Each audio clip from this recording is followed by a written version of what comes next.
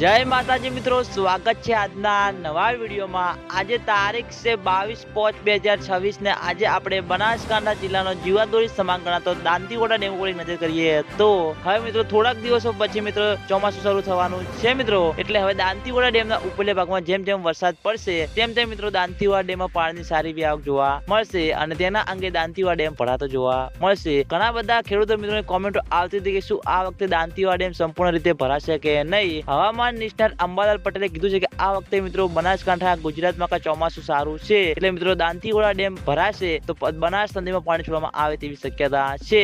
જ્યાં વખતે મિત્રો દાંતીવાડા ડેમમાંથી જે મિત્રો બનાસ નદીમાં પાણી છોડવામાં આવ્યું હતું તે મિત્રો કુંપટ ગામ સુધી આવ્યું હતું અને તેનાથી આગળ આવ્યું નતું, કારણ કે મિત્રો ઉપરથી આવક ઓછી થઈ ગઈ હતી। પછી મિત્રો પાણી બંધ કરવામાં આવ્યું હતું અને દાંતીવાડા ડેમ તેની સપાટી પર સંપૂર્ણ રીતે ભરાયેલો હતો। પછી મિત્રો નહેર દ્વારા પાણી છોડવામાં આવ્યું હતું અને આજના વિડીયોમાં આટલું છે। તમે બધા અમારી ચેનલ ઉપર નવા હોય તો સૌથી પહેલા વિડીયોને લાઈક કરી દેજો, કોમેન્ટ કરી દેજો અને ચેનલને સબસ્ક્રાઇબ પણ કરી દેજો। તો મિત્રો જય માતાજી।